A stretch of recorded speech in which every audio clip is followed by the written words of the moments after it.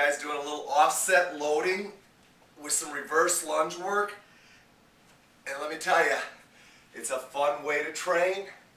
And if you're trying to get core activation and more advanced core stability, offset training is a great way to go ahead and incorporate that. And a lot of times, it's fairly difficult to do when you're training the lower body. I know you can go ahead and do unilateral training, but what I'm talking about is offset loading or unilateral loading, however you want to call it. And it's hard to do creating a horizontal vector with offset loading.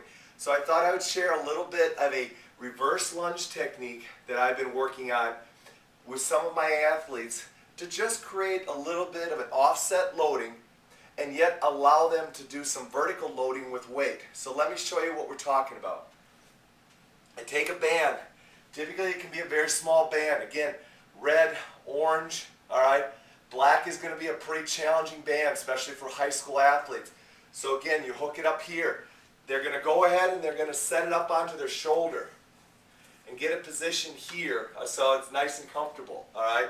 From there, they don't have to use any weight. Now, what happens is they're off-centered load. So what happens is their body right now wants to be rotated. The more they go into this position or the more they stay out in front, I am getting that reverse horizontal vector, and it's pulling me, because I'm loaded to the right, it's pulling me with some rotation to the right. That's causing my obliques and my core stabilizers on the opposite side to have to stabilize. Now, we're going to go into a reverse lunge. And what I'm going to have to learn how to do is stabilize coming out of that. So I'm getting some offset loading, which is immediately going to activate my core.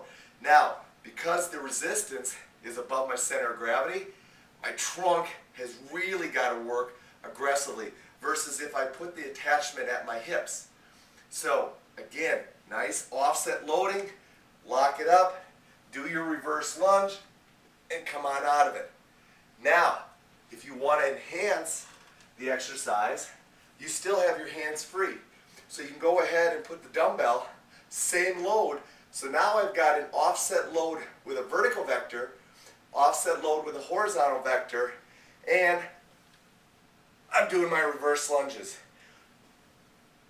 Now, next question is, Dave, do you put the dumbbell on the same side? Put the dumbbell on the opposite side. Dave, do you do a reverse lunge on your right, reverse lunge on your left?